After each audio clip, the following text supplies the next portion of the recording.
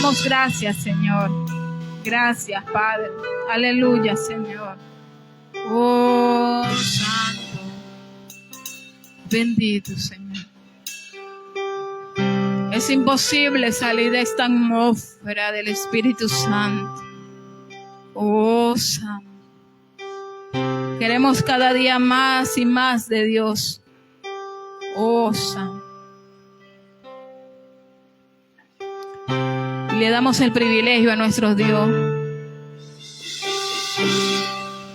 Porque le da el privilegio a nuestro hermano Hugo de llevar la palabra. Esa palabra que sé que va a edificar. Esa palabra que va a aumentar las ganas en nuestros hermanos de saber más y más. Bendecimos la vida de nuestro hermano Hugo, Señor. Gloria Oramos por él, Padre, Señor, para que sea usted llevándolo cada día más en el seno de tu mano. Dale cada día, Señor, sabiduría y entendimiento, Padre. Sé, Señor, que usted se manifiesta a través de la palabra, Señor, y también en nuestras vidas. Bendícela. Pasa tizones encendidos a través de su boca, Padre. Te lo pedimos en el nombre de Jesús. Amén y amén. Gloria a Dios. Padre Celestial, gracias. Gracias, Señor, porque tú te manifiestas en medio de tu pueblo. Reconocemos, Señor, que nada somos, Señor, pero en ti, Señor, somos más que vencedores. Aún, Señor, en medio de la angustia, Señor, tu presencia nos da fuerza, Señor. Tu sola presencia, Señor, nos llena, Señor. Aumenta nuestra fuerza y nos guía, Señor. Solo tu presencia, Padre Celestial, nos sostiene. Y es tu presencia, Señor, la que nos hace avanzar. Gracias, Señor, porque en medio de todo, Señor, de las circunstancias, de las situaciones, Señor, que puedan estar pasando mis hermanos, Señor, tú estás con ellos, los sostienes, los guardas y los mantienes, Señor, siempre adelante. Padre Celestial, gracias, porque en ti, Señor, somos más que vencedores. En el nombre de Jesús, Señor, derrama, Señor, de tu Espíritu cada vez más en esta congregación, para que sea usted alabado, Señor, y honrado, como debe ser, Señor, por los siglos de los siglos. Demos un fuerte aplauso al Señor.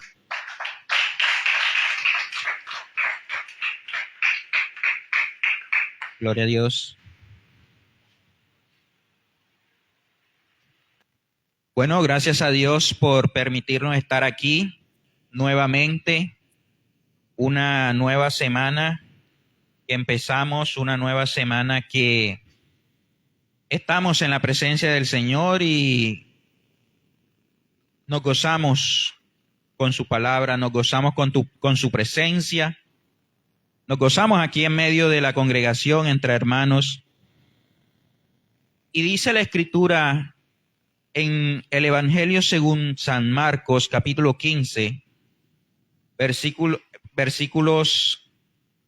15 y 16. Dice de la siguiente manera, Marcos 16, capítulo 15 y 16. Y les dijo, id por todo el mundo y predicad el Evangelio a toda criatura. El que creyere y fuere bautizado será salvo, mas el que no creyere será condenado. Gracias, Señor, por tu palabra, Señor. Gracias nuevamente porque nos alimentas cada día. Señor, permite que este alimento, Señor, de tu palabra hoy, Padre Celestial, nos llene y nos aliente para el resto de la semana, Señor, y que se quede en nuestras mentes para ponerlo por obras. En el nombre de Jesús. Amén y amén.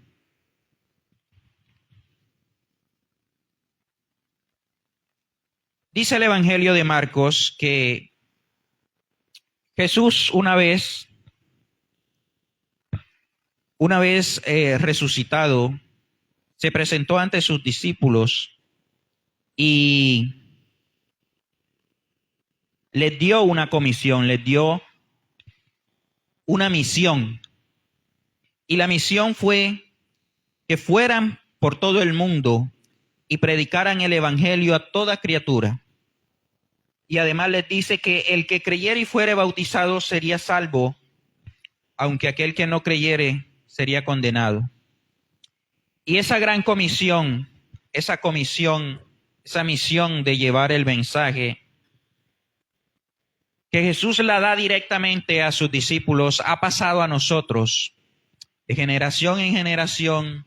Todo aquel que va creyendo en Cristo se va uniendo a la iglesia, que somos todos, y nos vamos uniendo y vamos enseñando una generación a otra, y vamos dando el mensaje, y vamos transmitiendo ese mensaje. Y eso que dice, id por todo el mundo y predicad el evangelio, implica para algunos tener que salir de su zona de confort.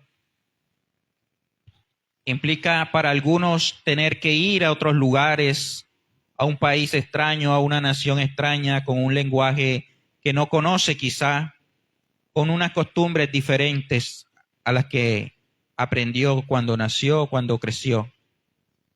Para otros, quizá no tienen que irse del país, no tienen que cambiar de nación, pero sí irse de una ciudad a otra, de un departamento a otro, de un estado a otro. Viajar de una región a otra, quizás. Pero para algunos ni siquiera es necesario moverse del lugar donde se encuentran, del lugar donde crecieron o tuvieron el privilegio de conocer del Señor. Para algunos ni siquiera es necesario irse de la comunidad, sino que allí mismo el Señor nos ha comisionado también, porque ese pequeño lugar, ese pequeño espacio, el barrio, la cuadra, donde crecimos, donde vivimos, donde habitamos actualmente, también hace parte de ese todo el mundo del que habla el Señor. Cuando dice el Señor, id por todo el mundo, podríamos imaginarnos lejos, la China, por allá, otros países, pero también todo el mundo es este lugar donde estamos, todo el mundo es este municipio, esta región, el barrio donde vivimos, la comunidad donde nos desenvolvemos. Y ese mensaje o mejor dicho, esa misión de ir a llevar el evangelio implica algo importante, porque es en esencia transmitir un proceso de comunicación. Es decir, ese mandato de nuestro Señor Jesucristo de ir por todo el mundo y predicar el evangelio no es más, y perdonen si de pronto al simplificarlo pareciera que lo estoy minimizando, pero no estoy minimizando su importancia, sino por el contrario quiero hacerlo lo más simple para que lo entendamos. Y ese id y predicad el evangelio es un acto de comunicación. Y todo acto de comunicación tiene tres elementos esenciales. Un emisor, es decir, la persona que da un mensaje. Un receptor, es decir, la persona que escucha, la persona que recibe el mensaje. Pero también en medio de esos dos está algo importante y es precisamente el mensaje. Porque sin el mensaje no hay comunicación. Podríamos estar dos personas juntas todo el día y si no hablamos, si no nos dirigimos palabra o gestos, pues no va a haber comunicación entre los dos. Entonces necesariamente tiene que haber un emisor, un receptor y un mensaje. Y es del mensaje del que quiero hablar. El Evangelio de Marcos, además en ese versículo 16 dice, el que creyere fuere bautizado será salvo, mas el que no creyere será condenado. Eso nos da evidencia de la importancia del mensaje. Un mensaje que implica que aquel que lo escuche puede llegar a ser salvo, significa que es un mensaje muy importante de transmitir. Y si es un mensaje muy importante de transmitir, también es un mensaje que es urgente de transmitir. No solamente es importante, sino que además es urgente. Y hay una historia en el Antiguo Testamento en la cual vamos a meditar en esta mañana. Voy a tratar de hacerlo un poquito rápido porque la historia es más o menos larga, pero quiero ir haciéndolo por partes. Yo la he dividido en 4 partes, 4 partes para hacerlo un poco más sencillo. Y vamos al libro de Segunda de Samuel, capítulo 18.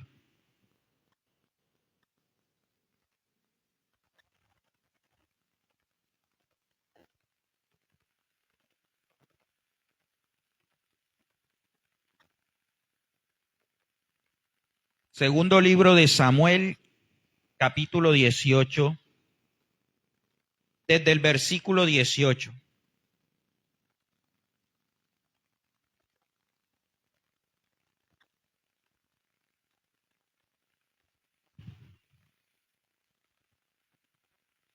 Dieciocho, 8. Dice de la siguiente manera.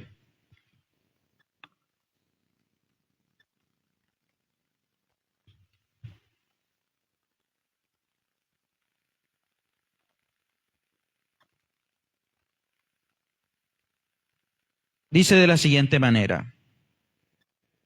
Y la batalla se extendió por todo el país, y fueron más los que destruyó el bosque aquel día que los que destruyó la espada. Y se encontró Absalón con los siervos de David, e iba Absalón sobre un mulo, y el mulo entró por debajo de las ramas espesas de una gran encina, y se le enredó la cabeza en la encina, y Absalón quedó suspendido entre el cielo y la tierra, y el mulo que iba pasó delante. Viéndolo uno, avisó a Joab diciendo: He aquí que he visto a Absalón colgado de una encina. Y Joab respondió al hombre que le daba nueva: y viéndolo tú, ¿por qué no lo mataste? Luego allí, echándole a tierra, me hubiera placido darte 10 siclos de plata y un talabarte. El hombre dijo a Joab: aunque me pagaras 1000 siclos de plata, no extendería yo mi mano contra el hijo del rey, porque nosotros oímos cuando el rey te mandó a ti y a Abisai y a Itai, diciendo: mirad que ninguno toque al joven Absalón. Por otra parte, habría yo hecho traición contra mi vida, pues qué tal que al rey nada se le esconde, y tú mismo estarías en mi contra.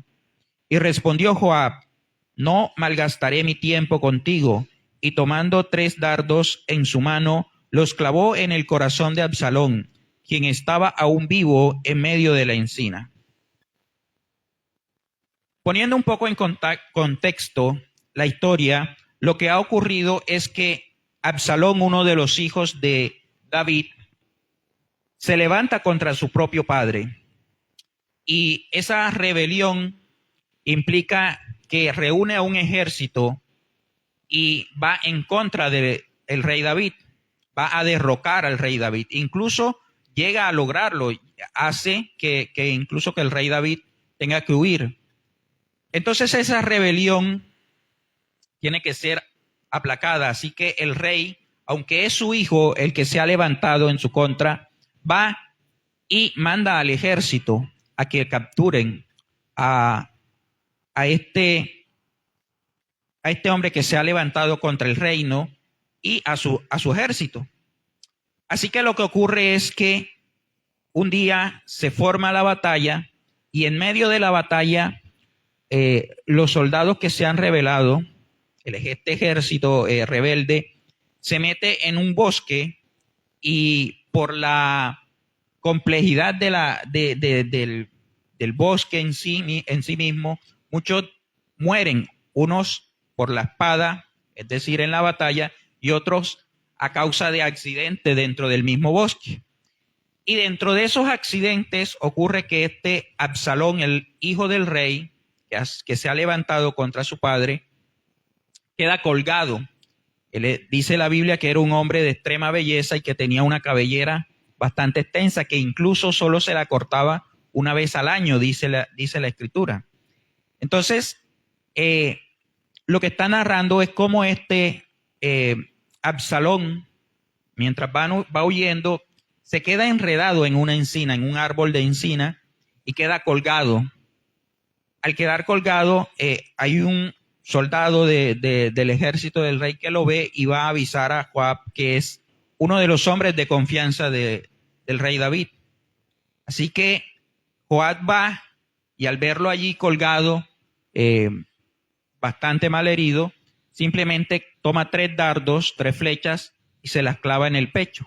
Y así mata al enemigo del rey, al enemigo del reino, que era pues el propio hijo del rey, pero se había levantado contra su padre. Entonces, esto es lo que acaba de ocurrir. Este es el escenario. En ese momento, entonces Joab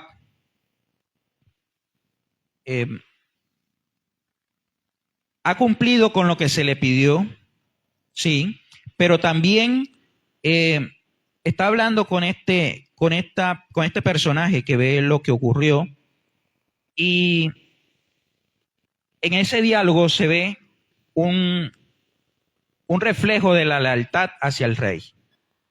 Entonces, lo que ha ocurrido, para sintetizar hasta este momento, lo que hemos leído en el segundo libro de Samuel, capítulo 18, del 8 al 14, es que, 1, el hijo del rey ha muerto.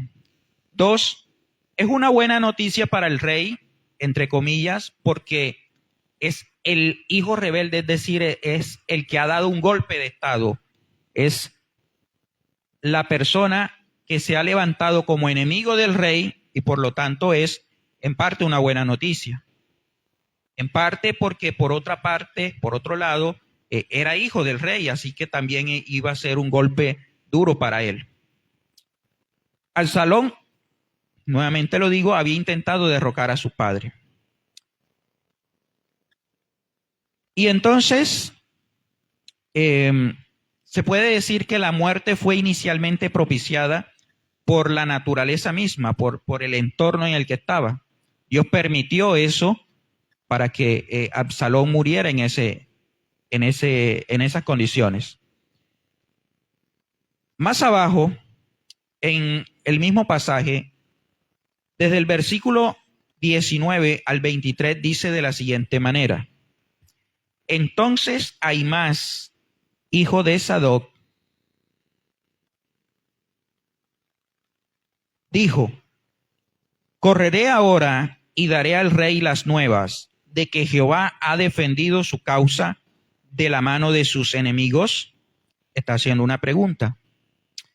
Y respondió Joab, versículo 20: hoy no llevarás las nuevas, las llevarás otro día. No darás hoy la nueva, porque el hijo del rey ha muerto. Y Joab dijo a un etíope: ve tú y di al rey lo que has visto. Y el etíope hizo reverencia ante Joab y corrió. Entonces Ahimás, hijo de Sadoc, volvió a decir: sea como fuere, yo correré ahora tras el etíope. Y Joab dijo: hijo mío, ¿para qué has de correr tú si no recibirás premio por las nuevas? Mas él respondió: sea como fuere, yo correré. Entonces le dijo: corre. Corrió pues Ahimás por el camino de la llanura y pasó delante del etíope. Creo que se entiende más o menos bien lo que ha ocurrido en este caso. Hay un personaje aquí que se llama Ahimás, que estaba con las tropas del rey. Y él, al ver lo que ha ocurrido, él quiere correr y dar aviso al rey de lo que ha pasado, de que ha muerto el rebelde, el hijo rebelde que se ha levantado contra el rey. Sin embargo, Joab le dice que no lo haga, que espere. Y en contraposición, envía a otra persona, a un etíope, y le dice que vaya y diga lo que vio. Entonces, mire esto.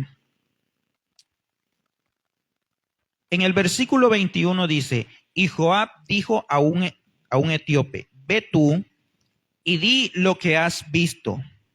Y quiero que subraye, si es posible, esa frase en su Biblia, porque allí está el punto central de este mensaje. Entonces, viene este etíope y él va a cumplir lo que se le ha encargado, que es ir y dar la noticia al rey.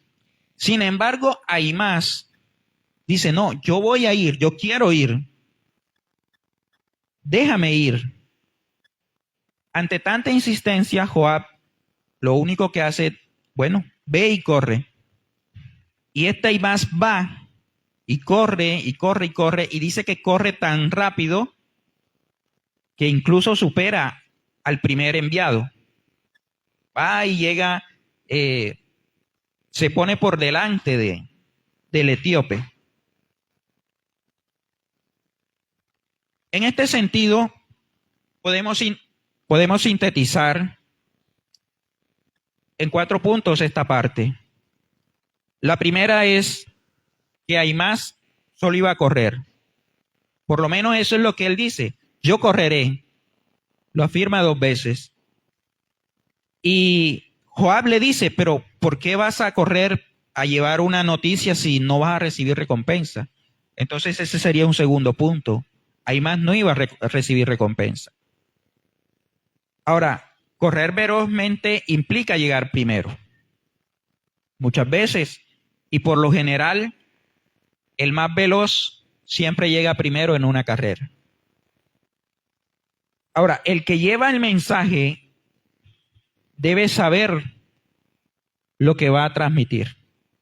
Porque Ahimás estaba insistente y decir, yo quiero ir a llevar las noticias al rey. Pero Joab encarga a un etíope. Y no le especifica mucho, solamente le dice, di lo que viste. Y yo quiero que vayamos inicialmente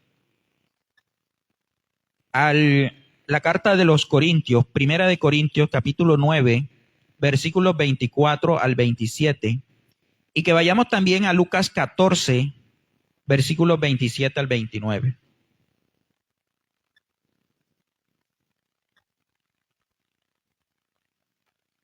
Primera de Corintios, capítulo 9, versículo 24.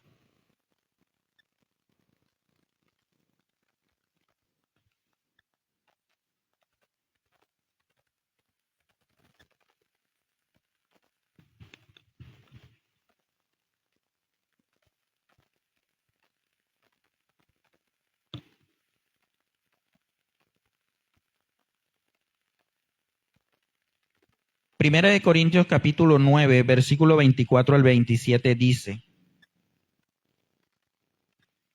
¿no sabes que los que corren en el estadio, todos a la verdad corren, pero uno solo se lleva el premio? Corred de tal manera que lo obtengáis. Mire esto, Pablo está diciéndole a los corintios que corran de tal manera que obtengáis una recompensa. Y dice, todo aquel que lucha, de todo se abstiene.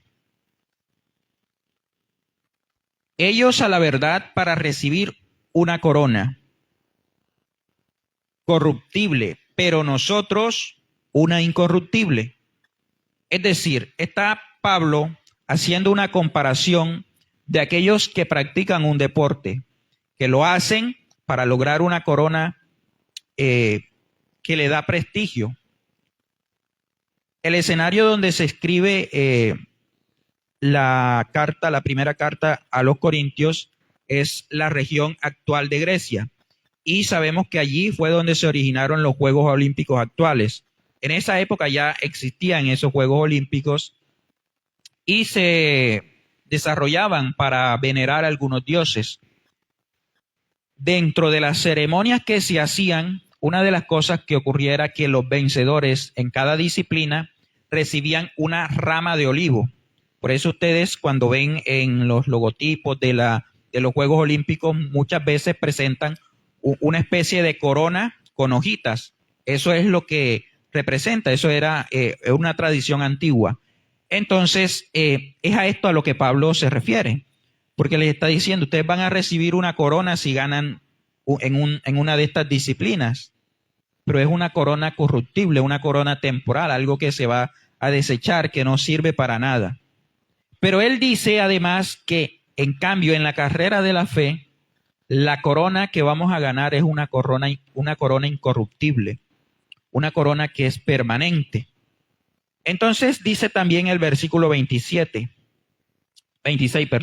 así que yo de esta manera corro, no como a la aventura. Mucho cuidado. De esta manera peleo, no como quien golpea al aire, sino que golpeo mi cuerpo y lo pongo en servidumbre, no sea que habiendo yo sido heraldo para otros, yo mismo venga a ser eliminado. La palabra heraldo, que no es muy común hoy en día, significa mensajero. ¿Sí? Por lo general, la palabra heraldo se refería también dentro del contexto griego a aquel que lleva un mensaje, por lo general una carta. Por eso podemos ver hoy en día que esa palabra, precisamente heraldo, significa mensajero o el que lleva un mensaje. En Lucas capítulo 14, versículo 27,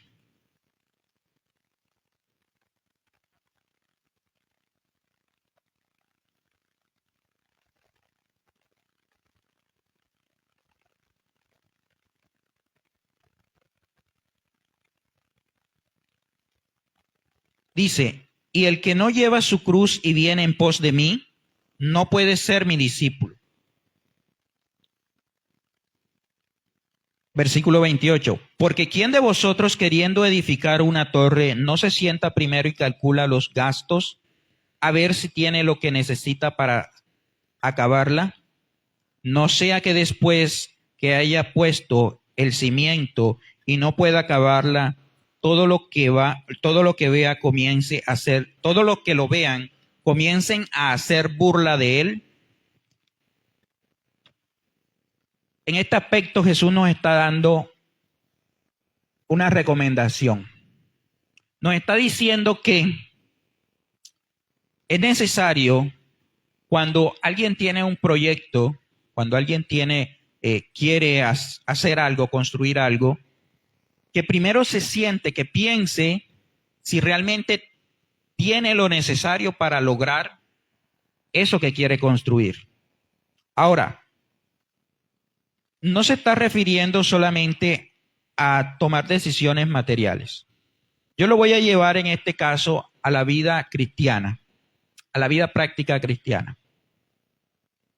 Es muy común, y lo he visto lamentablemente en testimonios, personas que he conocido, que conocen del Señor, se les predica, escucharon una predicación, se fueron a la iglesia y comenzaron a asistir y están emocionados por su nueva vida, por haber conocido al Señor. Y comienzan y tienen un anhelo, incluso de ser evangelistas, de ser predicadores. Pero pasado un tiempo, comienzan las dificultades. Y pasado otro tiempo más, esa persona termina apartándose del Señor. Lamentablemente he visto algunos casos y ha ocurrido, por lo menos en los casos que he visto, ha sido de jóvenes. Sin embargo, puede ocurrir realmente en cualquier época de nuestras vidas. Y pasa muchas veces eso, como también en la parábola del sembrador, Que alguien recibe la palabra del Señor, recibe el mensaje del Evangelio y se emociona y quiere enseguida bautizarse y enseguida ir y predicar y ser misionero, ser predicador, etcétera.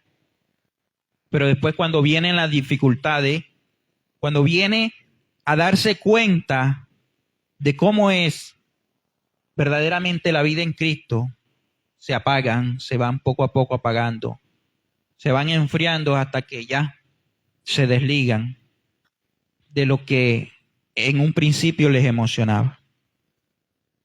Segunda Timoteo, en la segunda carta a Timoteo, en el capítulo 4,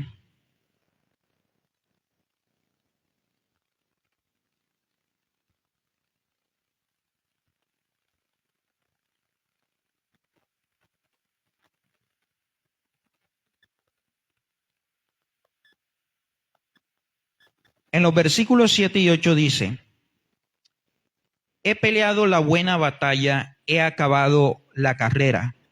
Esto lo escribe Pablo. He guardado la fe. Mucho cuidado con eso. He guardado la fe.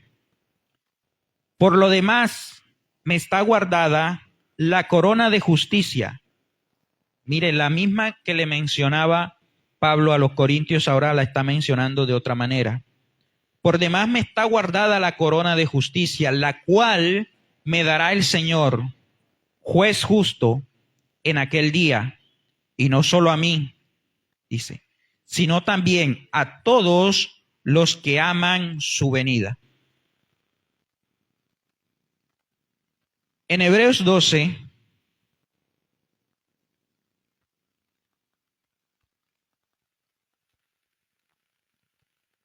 Hebreos 12:1 dice: por tanto nosotros también, teniendo en derredor nuestro tan grande nube de testigos, despojémonos de todo peso y del pecado que nos asedia.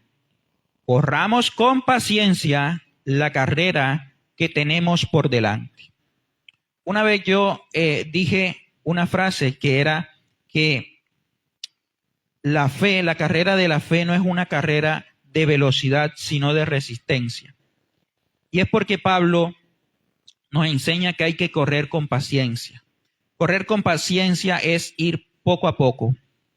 No dejar de avanzar, pero tampoco ir demasiado rápido como para cansarnos. En una carrera de resistencia, lo que se hace es que la persona, el deportista, va midiendo su condición, va poco a poco hasta llegar a un punto en el que puede explotar su velocidad para tratar de llegar primero.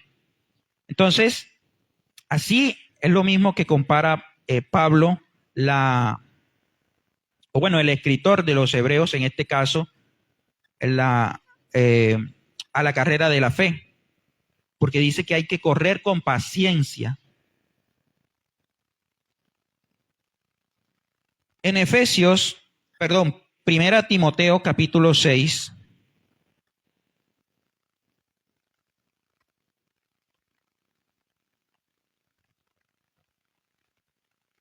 Primera carta de Timoteo, capítulo 6, versículo 12, dice de la siguiente manera, nuevamente Pablo hablando: pelea la buena batalla de la fe.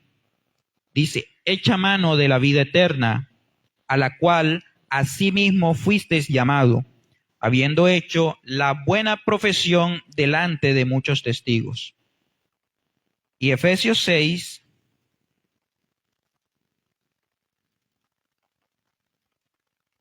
versículo 12,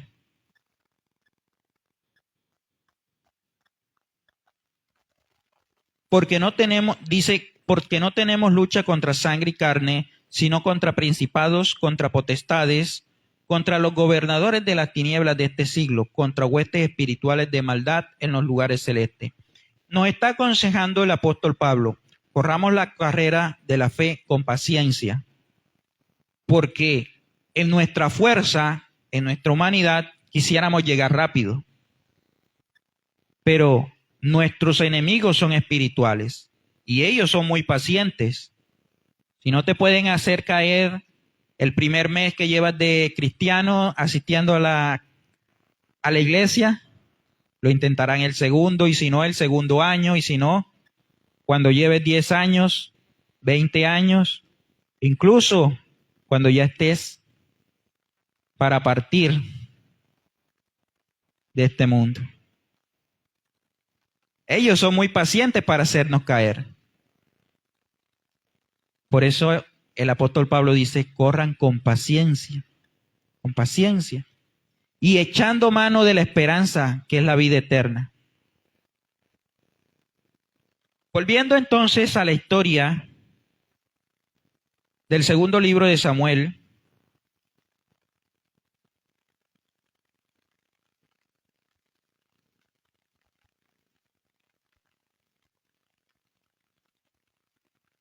ahora desde el versículo 24 al 29,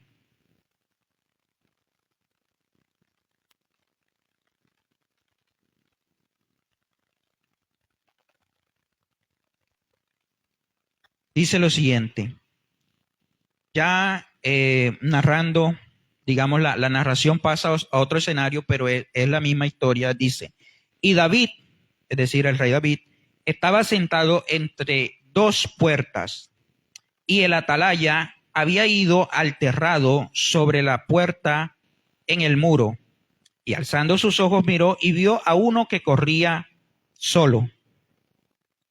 El atalaya dio luego voces y le hizo saber al rey. Y el rey dijo, si viene solo, buenas nuevas trae, en tanto que él venía acercándose. Versículo 26.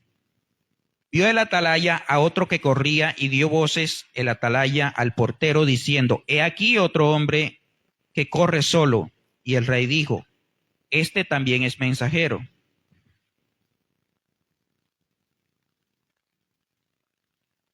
Y el atalaya volvió a decir, me parece el correr del primero como el correr de Ahimaas, hijo de Sadoc.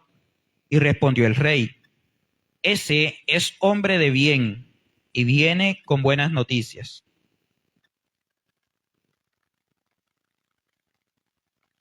Entonces Ahimaas dijo en alta voz al rey, paz. Y se inclinó a tierra delante del rey y dijo, bendito sea Jehová, Dios tuyo, que ha entregado a los hombres que habían levantado su mano contra mi señor el rey. Y mira el versículo 29. Y el rey dijo, ¿el joven Absalón está bien? Y Ahimaas respondió, vi yo un gran alboroto cuando envió Joab al siervo del rey y a mí tu siervo, mas no sé qué era. Es decir, Ahimaas llegó primero, es lo que narra. Llega primero y dice que los que se han levantado contra el rey han muerto, que Jehová ha entregado a los enemigos del rey. Sin embargo, al rey le interesa algo en particular, y es la vida de su hijo, porque ya él había mandado. Él había mandado que acabaran con la rebelión, pero que conservaran la vida de su hijo. Sin embargo, cuando llega el primer mensajero, es decir, Ahimaas, el que se ofreció a correr, llega y le dice que los enemigos han sido vencidos. Pero el rey pregunta, ¿y el joven Absalón? ¿Qué ha pasado con él? Y la respuesta de este Ahimaas es la siguiente. Vi yo un gran alboroto cuando envió Joab al siervo del rey y a mí tu siervo, mas no sé qué era. Es decir, le dice que vio algo que estaba pasando, pero en definitiva no sabía qué era. En definitiva, lo único que dijo fue que habían vencido a los enemigos, pero lo que el rey necesitaba saber, no lo dijo. Las noticias que se esperaban no llegaron. Y quiero que vayamos a ver una similitud de esto en el libro de Hechos. Y hay varios pasajes respecto a esto, pero yo quiero tomar 3 específicamente que se encuentran en el libro de Hechos, en los capítulos 2 y luego en el capítulo 19.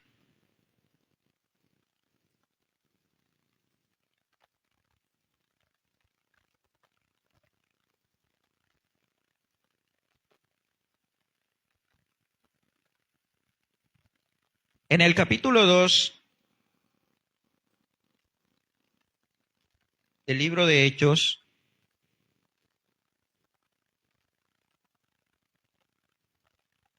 versículos 12 y 13 dice de la siguiente manera: y estaban todos atónitos y perplejos, diciéndose unos a otros: ¿qué quiere decir esto? Mas otros, burlándose, decían: están llenos de mosto.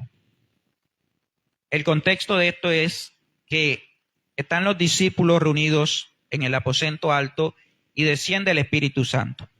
Pero los que están afuera, es decir, las personas que están escuchando lo que está pasando, se empiezan a preguntar, bueno, pero ¿qué está ocurriendo allí? Porque escuchaban a los discípulos hablar en lenguas que no eran propias de esa región. Entonces, en el versículo 12 dicen, y estaban todos atónitos y perplejos, es decir, estaban completamente sorprendidos porque, ¿qué está pasando? Y diciéndose unos a otros. ¿Qué quiere decir esto? Es decir, ¿qué significa esto que vemos que está ocurriendo allí? Dice, pero otros, también de esos mismos que están allí viendo la manifestación, dicen, burlándose decían, están llenos de mosto. Es decir, están ebrios. ¿Será que están ebrios? ¿Será que están borrachos? ¿Qué es lo que está pasando allí? O sea, veían el alboroto, pero en sí no comprendían lo que estaba ocurriendo. No sabían realmente lo que estaba ocurriendo. Simplemente veían el alboroto, veían lo que estaba ocurriendo, pero no entendían, no sabían. Y allí mismo, en el capítulo 19, mire lo que ocurre.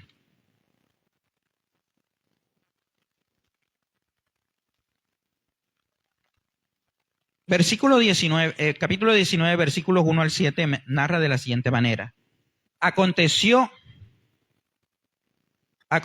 que, entre tanto que Apolos estaba en Corinto, Pablo, después de recorrer las regiones superiores, vino a Éfeso y hallando a ciertos discípulos, les dijo, ¿recibisteis el Espíritu Santo cuando creísteis? Y ellos le dijeron, ni siquiera hemos oído que hay Espíritu Santo. Entonces dijo, ¿en qué pues fuiste bautizados? Ellos le dijeron, en el bautismo de Juan. Dijo Pablo, Juan bautizó con bautismo de arrepentimiento, diciendo al pueblo que creyese y en aquel que vendría después de él, esto es, a Jesús el Cristo. Cuando oyeron esto, fueron bautizados en el nombre de Jesús, y habiéndoles impuesto Pablo las manos, vino sobre ellos el Espíritu Santo, y hablaban en lenguas y profetizaban. ¿Qué quiero decir con esto? Que también incluso dentro de la iglesia, y fuera de ella sobre todo, se percibe que algo ocurre. Un ejemplo, cuando hay una campaña evangelística o un evento cristiano de cualquier índole,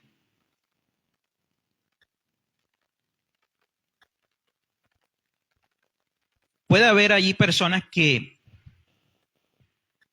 van por primera vez quizá o ya han asistido a la iglesia pero apenas están empezando y ven lo que ocurre pero no lo entienden.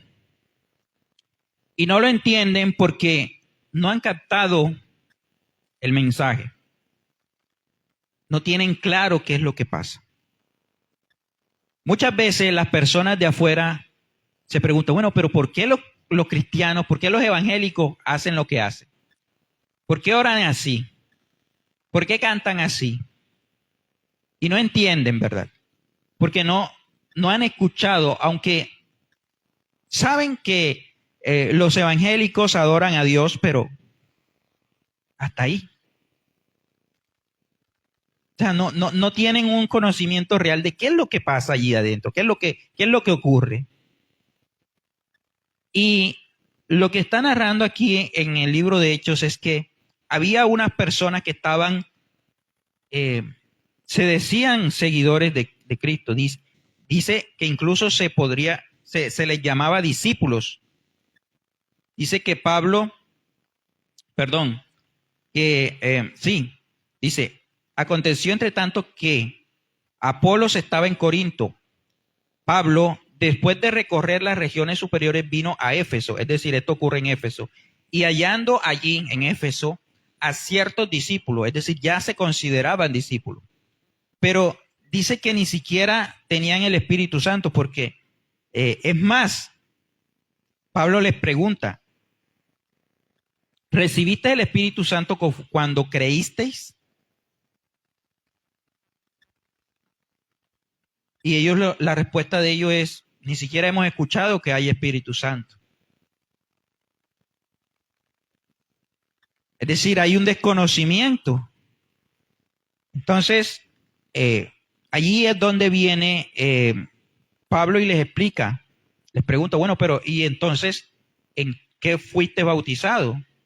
Y ellos dijeron, no, fuimos bautizados en el bautismo de Juan, refiriéndose a Juan el Bautista.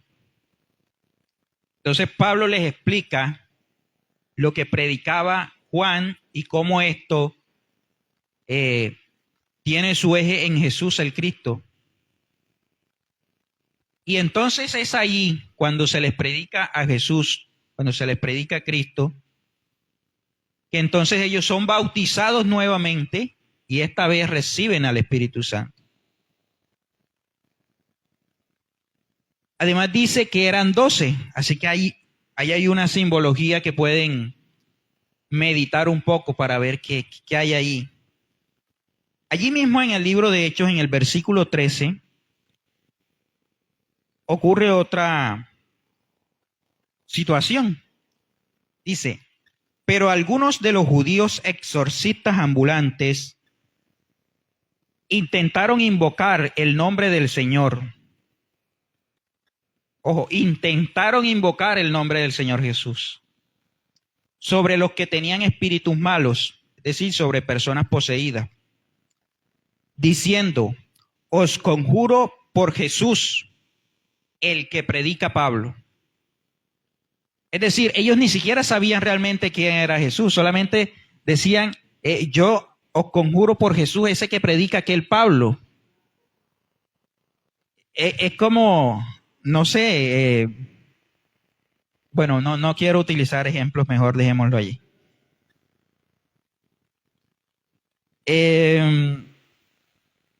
Pero es lo que ocurre. Muchas veces ocurre eso. Personas de afuera dicen en el nombre de Dios, yo voy a hacer esto en el nombre de Dios, que salga como Dios quiera. Pero realmente no lo están diciendo convencidos y mucho menos saben lo que eso significa. Entonces, hay un desconocimiento realmente. Sí hay un desconocimiento. Y hay un desconocimiento cuando a veces queremos transmitir, hablarle a otra persona, porque sabemos que necesita de Dios, sabemos que necesita quizá incluso venir a la iglesia. Y queremos transmitirle el mensaje, queremos decirle, pero no sabemos exactamente qué decir. A mí particularmente me ha pasado. Y eso ocurre muchas veces. Yo diría que no muchas veces, ocurre siempre por un motivo, y es que desconocemos el mensaje. Vuelvo a a lo que decía al principio. Hay un emisor, hay un receptor y hay un mensaje. Para que pueda haber una verdadera comunicación, el emisor tiene que saber cuál es el mensaje que va a llevar. Y en la historia del segundo libro de Samuel, Ahimás no sabía cuál era el mensaje. Él solo sabía que había habido un alboroto, pero él no conocía el mensaje. Él no sabía exactamente lo que iba a transmitir. Entonces, allí mismo, en el segundo libro de Samuel, el capítulo 18, ya desde el versículo 31, miren lo que ocurre.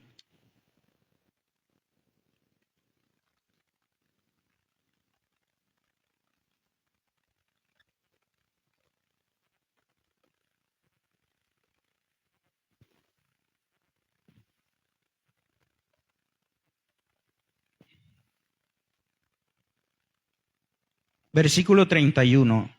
Luego vino el etíope, es decir, el que habían enviado de primero, pero que había llegado de último, de segundo.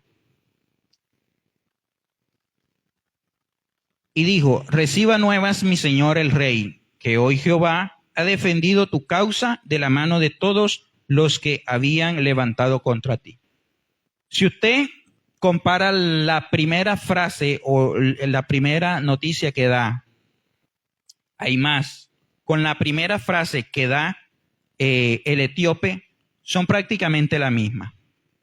El mensaje más o menos es el mismo. Sin embargo, luego dice, el rey entonces dijo al etíope, le hace exactamente la misma pregunta. ¿El joven Absalón está bien? Y el etíope respondió, como aquel joven sean los enemigos de mi señor el rey, y todos los que se levanten contra ti para mal. Versículo 33. Entonces el rey se turbó y subió a la sala de la puerta y lloró, y yendo decía, hijo mío Absalón, hijo mío Absalón, ¿quién me diera que muriera yo en lugar de ti? Absalón, hijo mío, hijo mío. Es decir, por la respuesta del rey, lo que se sabe es que entendió el mensaje. Cuando le hace la pregunta al primer mensajero que llega, el mensajero no le sabe decir qué ha ocurrido, solo que hay un alboroto. Pero el segundo le dice la noticia que quería escuchar, pero además se la dice de una manera prácticamente que refinada. Si usted lee lo que dice allí, él no dice que el hijo murió. Él no le dice directamente, no, el joven Absalón murió. Usted lo lee y es casi poético lo que dice este mensajero. Pero se lo dice de tal manera que el rey entiende el mensaje y además, pues ya comienza su lamento porque él quería saber sobre su hijo y se da cuenta que no era una buena noticia. Entonces, allí vemos cómo dos mensajeros que pretenden llevar el mismo mensaje, pero realmente uno no sabe lo que ha pasado, mientras que el otro no solamente sabe lo que vio, sino que además sabe decir lo que vio. Y ya casi terminando con esto, quiero traerlo puntualmente a la vida cristiana. Y es que todos nosotros, los que estamos aquí y los que puedan escuchar este mensaje más adelante, estamos llamados a dar un mensaje. Así como está escrito en el Evangelio de Marcos, hemos sido comisionados para llevar el Evangelio. Ahora, ¿qué es lo que vamos a transmitir?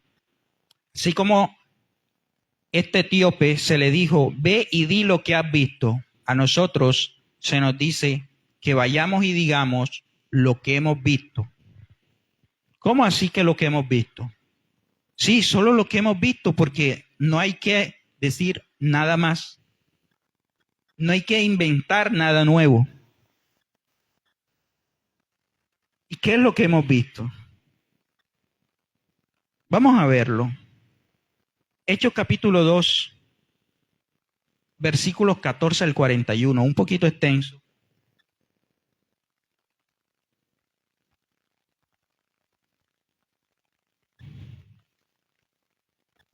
Pero es sin demeritar otros pasajes. Este es uno de los primeros escenarios de predicación donde están las cosas claras y por la que nosotros como cristianos, como iglesia, deberíamos basarnos. Es decir, todo evangelismo que vayamos a hacer, aquí está el modelo.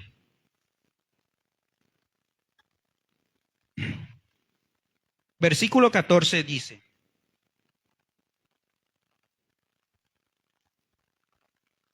entonces Pedro, poniéndose en pie con los 11, alzó la voz y les habló diciendo: varones judíos, mira a quién se dirige, a los judíos, es decir, aquellos que no creen en Cristo.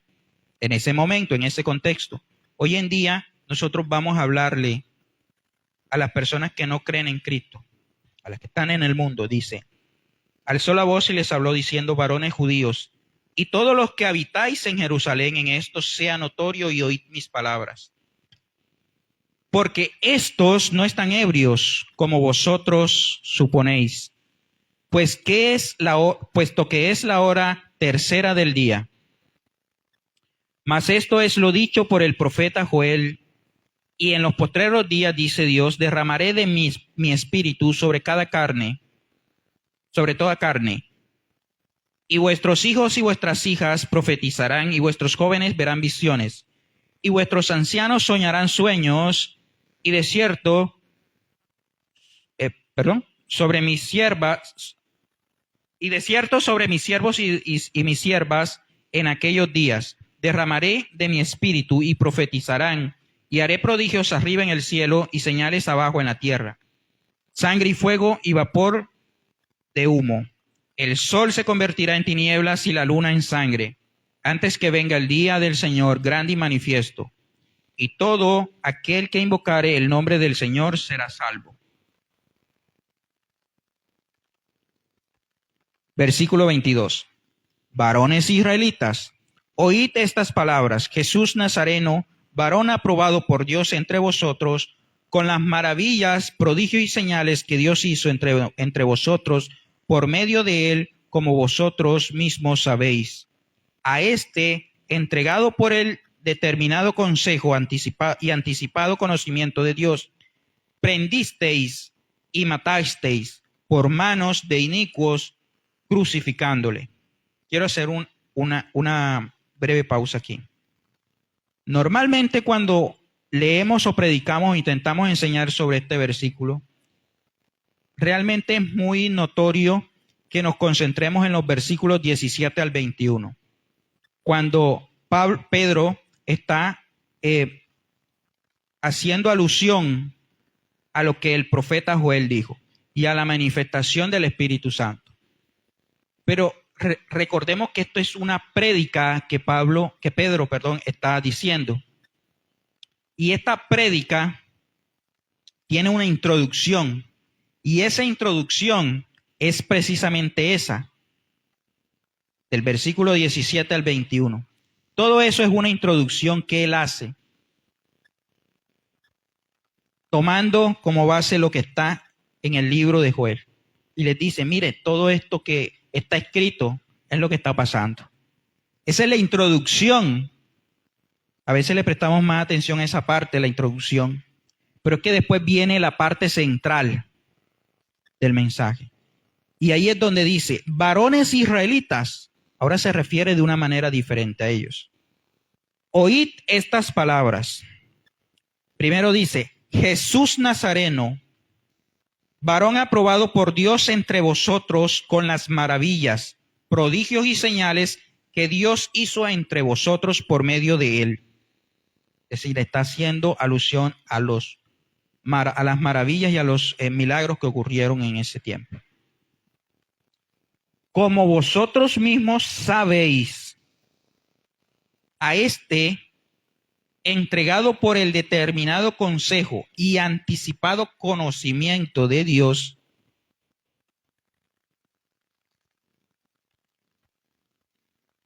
uno, prendisteis; dos, y matasteis por manos de inicuos; tres, crucificándole, al cual Dios, cuatro, levantó, sueltos los dolores de la muerte, por cuanto era imposible que fuera retenido por ella. Cinco, porque, y aquí viene una conclusión, porque David dice de él, ¿de quién?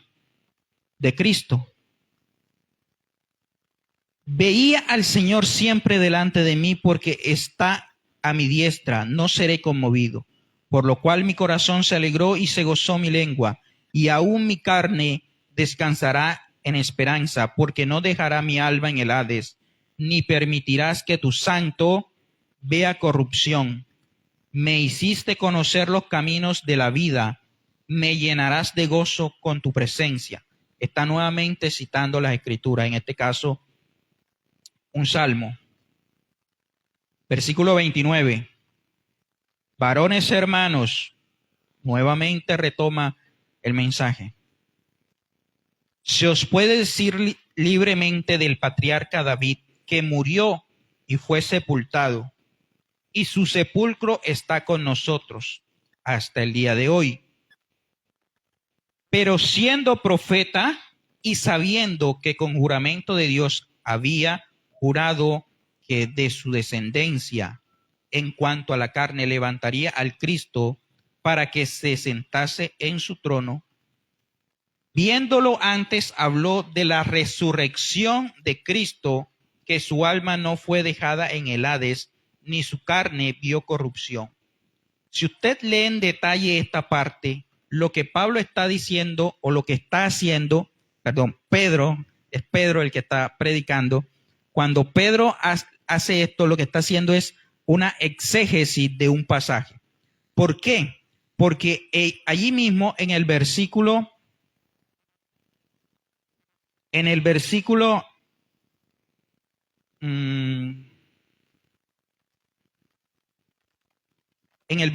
27 dice, porque no dejarás mi alma en el Hades. Aparentemente está hablando el mismo rey David.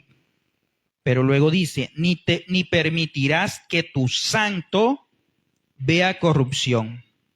Si usted lee ese versículo sin el contexto, aparentemente el que está diciendo eso es el rey David para sí mismo o de sí mismo.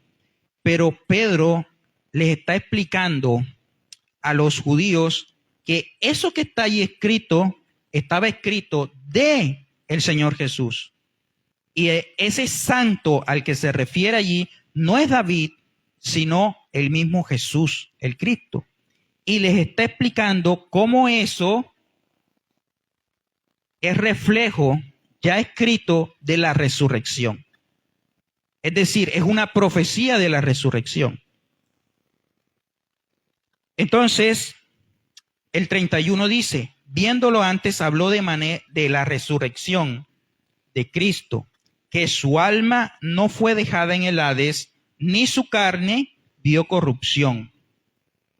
33. Así que, exaltado por la diestra de Dios, habiendo recibido del Padre la promesa del Espíritu Santo, ha derramado esto que vosotros veis, oís. Y lo que ocurre después es que hay un gran número de personas que con esa predicación se convierten. Versículo 35. Hasta que 34. Porque David no subió a los cielos, pero él mismo dice, dijo el Señor a mi Señor, siéntate a mi diestra, hasta que ponga a tus enemigos por estrado de tus pies. Versículo 36. Sepa pues ciertísimamente toda la casa de Israel que a este Jesús, a quien vosotros crucificasteis, Dios le ha hecho Señor y Cristo.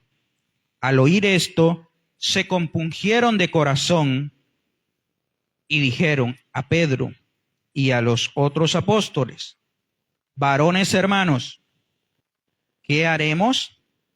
Pedro les dijo: arrepentíos y bautícense, cada uno de vosotros, en el nombre de Jesucristo, para perdón de pecados, y recibiréis el don del Espíritu Santo. Porque para vosotros es la promesa, y para vuestros hijos, y para todos los que están lejos, para cuanto el Señor nuestro Dios llame. Allí está la primera predicación luego de la resurrección. La primera predicación a los no creyentes, me refiero. Y si usted toma ese modelo, se va a dar cuenta de que la predicación se centra en una única cosa: en mostrar que Jesús era el Mesías esperado. Jesús es el Cristo, y que ese Jesús murió, pero que también resucitó. Ese es el eje central del mensaje. Y ese es el mensaje que fue dado a la iglesia. Por eso cuando en Marcos dice: id y predicad el evangelio a toda criatura, ese evangelio al que se refiere esa palabra no es más que esto. Y Pedro lo conocía, por eso lo hizo, por eso predicó. No predicó de nada más. No predicó de Moisés, aunque conocía de Moisés. No predicó de Elías, aunque conocía de Elías. No predicó de Isaías ni de Daniel, aunque conocía de Isaías y de Daniel. No predicó del rey David, aunque conocía la escritura del rey David, ni de Salomón, ni de las grandes cosas que habían hecho en el templo. Predicó únicamente de Cristo. Ahora, cuando se nos dice que vayamos y digamos lo que hemos visto, solo lo que hemos visto, ¿usted qué predicaría? ¿Qué ha visto usted de Dios?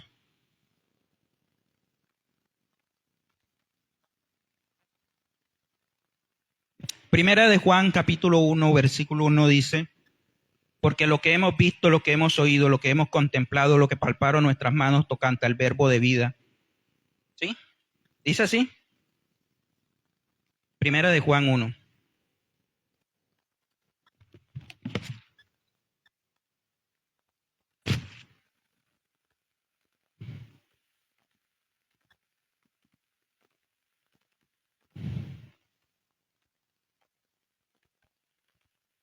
¿Quién lo lee, por favor?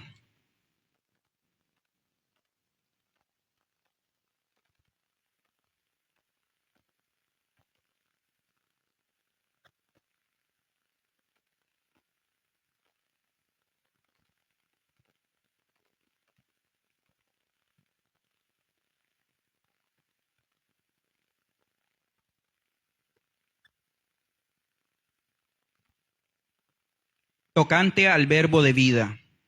Versículo 2, porque la vida fue manifestada y la hemos visto y testificamos y os anunciamos la vida eterna, la cual estaba con el Padre y se manifestó. ¿Quién se manifestó? ¿Quién se manifestó?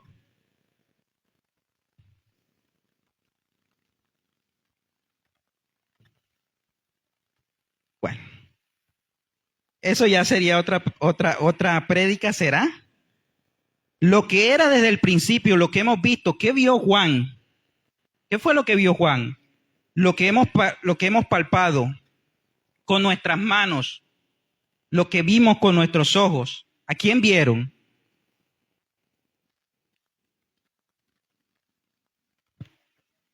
Tocante al verbo de vida. ¿Quién es el verbo de vida? Porque la vida fue manifestada y la hemos visto y testificamos y os anunciamos la vida, la cual estaba con el Padre y se nos manifestó. Lo que hemos visto y oído, eso anunciamos. ¿Pero para qué? Para que también vosotros tengáis comunión con nosotros, y nuestra comunión verdaderamente es con el Padre y con su Hijo Jesucristo.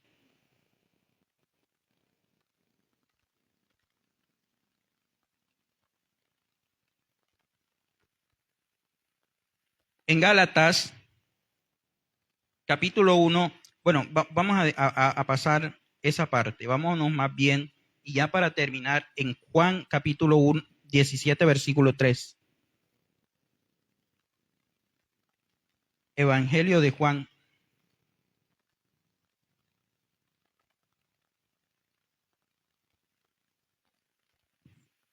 Léanlo fuerte, por favor. Juan capítulo 1, 17, 3.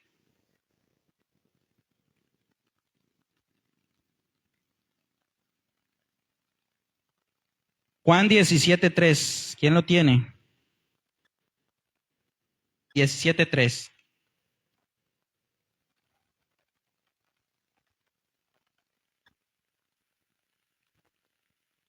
Ok, ya ahí está simplemente puntualizado. ¿A qué se predica la vida eterna? ¿Y qué es la vida eterna? Allí mismo está. Y esta es la vida eterna, que te conozcan a ti, el único Dios verdadero, y a Jesucristo, a quien has enviado. Nada más. Y ese es el mensaje. De aquí en adelante, ya no podemos decir que no hemos visto o que no conocemos el mensaje.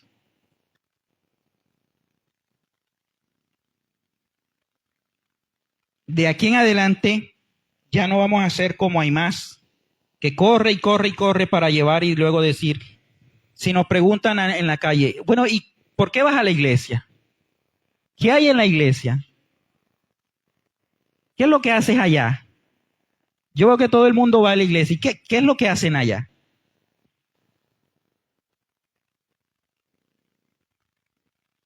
Bueno, ya no decimos, no, es que yo veo un alboroto allá. Ahora ya sabemos cuál es el mensaje.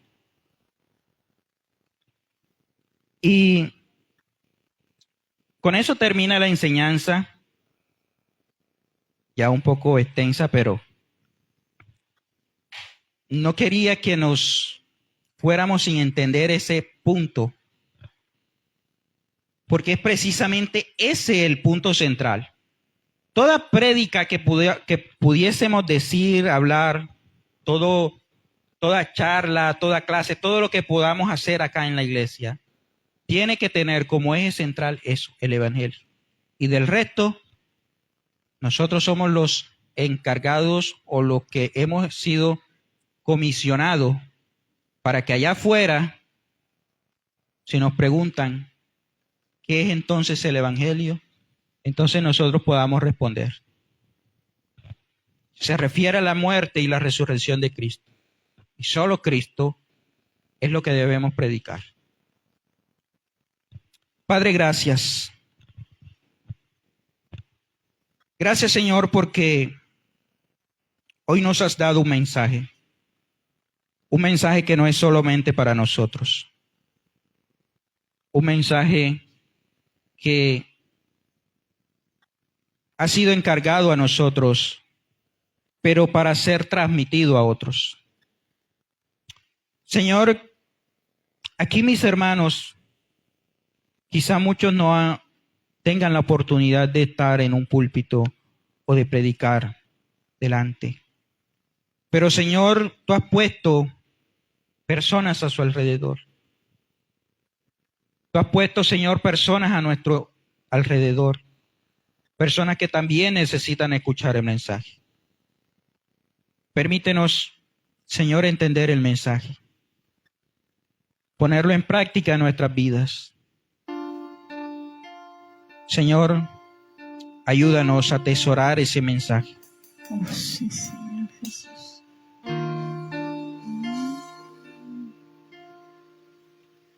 Esos hombres no estaban en un tiempo de paz. Y aún quedaban enemigos allí en el campo de batalla. Pero corrieron para dar un mensaje. Padre, nosotros estamos en este mundo, pero no somos de este mundo. Aquí está. Tú dices, Señor, en tu palabra que Aquí en este mundo tendremos aflicciones.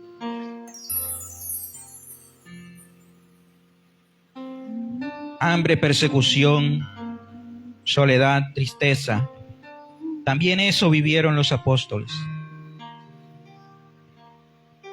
Y sus discípulos perseguidos, muchos martirizados. En medio, Señor, de este mundo, pero aún así no se rehusaron a llevar el mensaje. Señor Dios, pon el mensaje en nuestra boca. Pon las palabras, Señor, correctas. En los momentos correctos, Señor, inquiétanos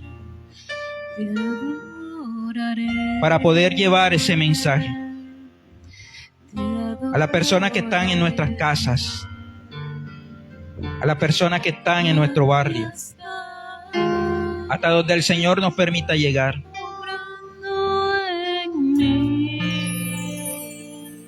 Padre, sabemos y reconocemos nuestra debilidad y nuestras fallas. Sabemos y reconocemos, Señor, que nuestra vida, Señor, no ha sido perfecta, que hemos pecado. Pero está escrito, Señor, en tu palabra, que si confesamos nuestros pecados, tú eres fiel y justo para perdonarnos y limpiarnos de toda maldad. Padre Celestial, límpianos hoy con tu sangre preciosa. Y permítenos, Señor, participar de la manifestación del Espíritu Santo. Iglesia, levanta tus manos y empieza a adorar al Padre.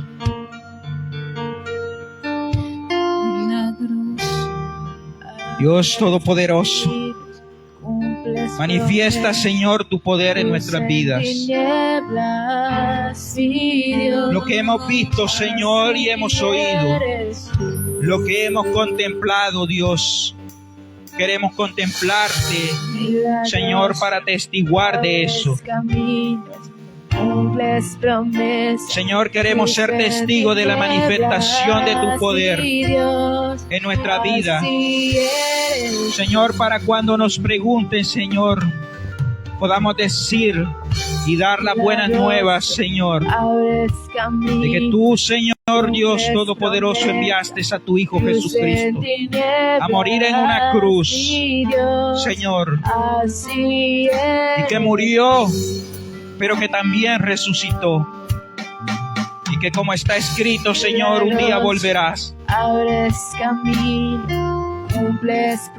Y ese día que vuelvas, Señor Padre Celestial, ya no habrá llanto, ya no habrá preocupación, ya no habrá tristeza, ya no habrá dolor. En el nombre de Jesús, ayúdanos a ser testigos, Señor. Ayúdanos a ser testigos, Padre Celestial,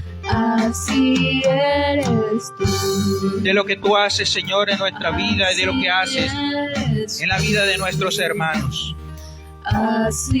Obra, Señor, en nosotros. Conforme a tu propósito, Señor, manifiesta tu poder.